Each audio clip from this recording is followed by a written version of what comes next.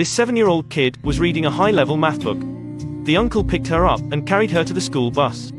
At school, Mary realized that the teacher was teaching 3 plus 3 equal what? Mary was impatient. 3 plus 3, really? What kind of school is this anyway? The teacher was a little annoyed. She invited Mary to stand up and ask, 15 plus 17, 32. The teacher's smile froze. Next, the teacher raised the difficulty. Well, what is 57 plus 135? 192. Correct answer. The teacher was very surprised. This time she raised the difficulty again. What 57 multiplied by 135 is? This time Marie could not answer immediately. But when the teacher continued teaching, 7,695. The teacher did not believe her eyes. She immediately took out the computer. Correct answer. The teacher decided to test Mary. The next day there was a test. The teacher had not finished handing the paper. Mary already finished. The teacher had prepared beforehand. She gave Mary a second test. This time it was no longer a simple calculation, but functions of high school math. Mary still answered very quickly. Now the teacher finally believed this girl was a genius. The school came to find her uncle, hoping he could send Mary to transfer to another school. They even ensured that Mary get a full scholarship. But Frank refused. Besides, he said that Mary had to study there, unless they expelled her. The teacher found it very strange. Why did Frank refuse such a good opportunity? She looked up Frank on the internet and found out that Mary's mother was a famous mathematician. But she chose to kill herself just when her research was completed. The teacher found Frank to know more. Frank told her, Mary's biological father left her mother before she was pregnant. And grandmother Mary just wanted her mother to study mathematics. When she learned of the pregnancy, she did not contact anymore. So Frank was in charge of raising Mary. He specialized in ship repair. Frank often took Mary out to sea to play. They weren't rich but happy. Until one day, Mary saw a woman standing in front of the door. It turned out to be the grandmother.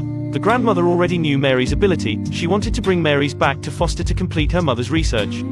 But Frank disagreed. Mary's living a normal life was Diane's last wish.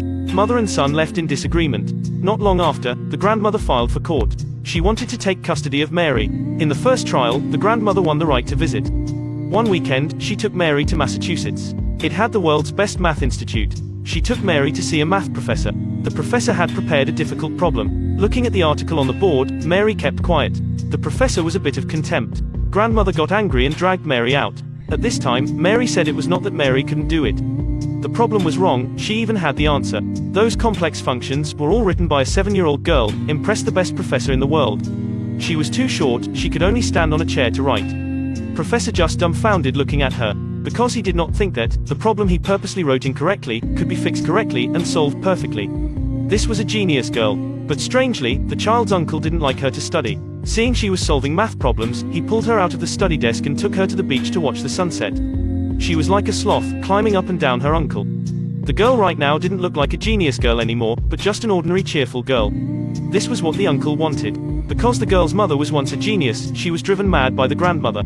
In the end, she committed suicide. He didn't want Mary to be like that. So he raised her by himself.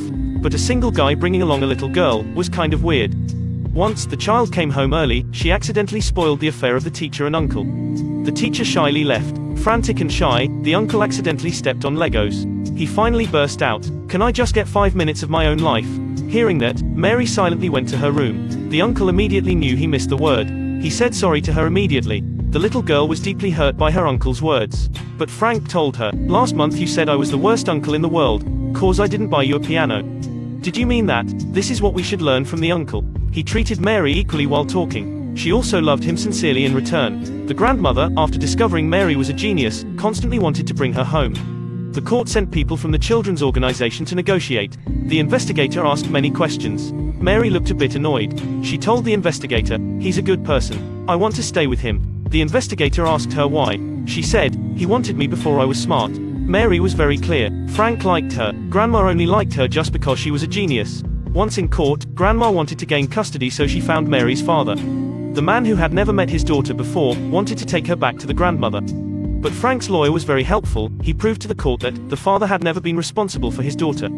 He had no capacity to decide custody of the child. When he got home, Frank told Mary, "Your father came today." The little girl was heartbroken. She didn't understand why her father didn't want to see her. Frank thought for a bit. He brought Mary to the hospital. They waited for so long until the sky got dark. A man came out from the surgeon's room. It's a boy. At this time, he told Mary, "That's exactly how it was when you were born." The little girl finally smiled. Then she ran to congratulate the family. This was Frank's love. Although he had no money, but he can use any way to let her feel that, no matter what she did, he loved her forever. Mary would have a warm family. But the grandmother still didn't give up. Because she wanted to have Mary, she immediately filed a third case. And this time the care for the little girl gradually turned into compassionate motherhood. This mother called her son to court to gain custody of Mary. They turned their faces, touched each other's pain. Frank's lawyer gave evidence. "You mistreated your daughter to the point of suicide. After her death, you didn't even visit your niece once. Now, how can you take custody of Mary?" The mother's lawyer said, "Now that the uncle was poor and had no money, how can he give Mary a good future?" Then he began forcing. He even said Frank let Mary go to that school. Because of the jealousy of his sister's talent and reputation, to get revenge on his sister, he deliberately buried Mary's talent. In the end, the attorney said, "Tell us, is your continued guardianship really in the best interest of this little girl?"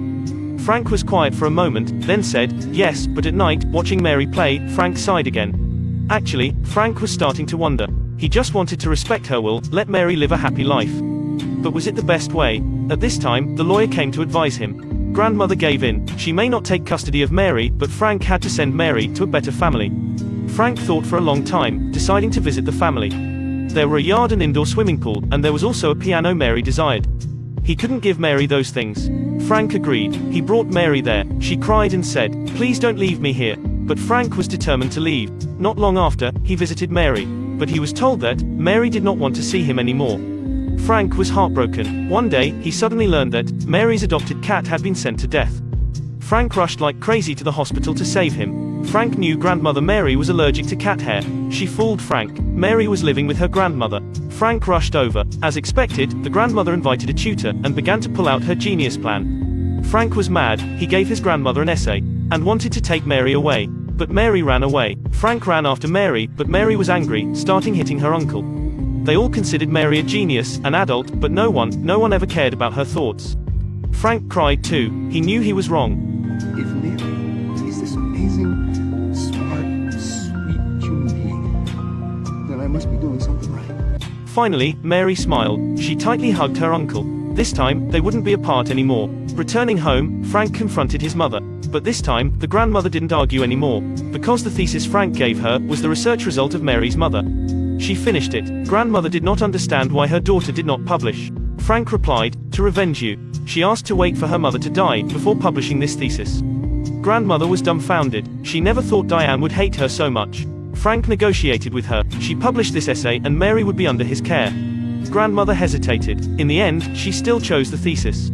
Frank took Mary away. The grandmother called the institute while looking at her daughter's notes. She froze. There were tears of daughter on every piece of paper. This woman started to cry. At this moment, she finally understood. Her expectation she had placed on her daughter's shoulder had hurt Diane so much. A moment later, the line connected. She immediately returned to her senses. She discussed the issue of publication with the professor. In the end, Mary's life still changed. During the day, Mary studied advanced math. After school, she played with her peers. This was not to fulfill the wishes of the grandmother, nor to fulfill the wishes of the uncle. Mary lived the life she wanted. Studying and playing are not in conflict. Respect and develop the baby's divinity, and you will easily realize that each child is a genius.